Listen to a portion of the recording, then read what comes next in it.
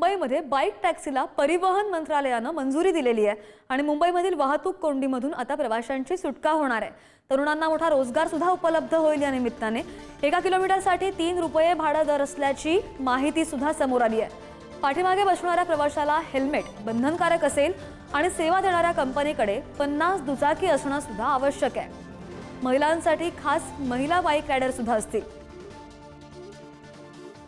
प्रामुख्याने या महायुती सरकारच्या कार्यकाळामध्ये तरुणींना रोजगार मिळावा या राज्यातील आणि प्रवासी जे आहेत त्यांची प्रवासादरम्यान होणारी जी खर्च जो आहे तो कमी व्हावा यासाठी देशातील 22 राज्यांमध्ये बाईक टॅक्सी चालू आहे। राज्य शासनानं सुद्धा तो निर्णय घेण्याचं ठरवलं आहे। त्या माध्यमातून ती प्रक्रिया चालू आहे। या महिन्यातच बाईक टॅक्सीला मंजुरी मिळेल असं मला वाटतंय। प्रवाशांच्या सुरक्षिततेच्या दृष्टिकोनातून शेवटी बाईक टॅक्सी आहे आणि महिला बायकर सुद्धा असू शकते। त्याच्या पाठीमागे पुरुष प्रवासी बसल्यानंतर जर काही जी वाढती गुन्हेगारी जी देशातील आहे त्याला आळा घालण्यासाठी आणि त्याचबरोबर कुठेही बाईक स्वाराला कुठलीही इजा होऊ नये त्याच्या सुरक्षिततेला प्राधान्य देण्याच्या दृष्टिकोनातनं आम्ही हा राज्य शासनाच्या वतीने निर्णय घेतो।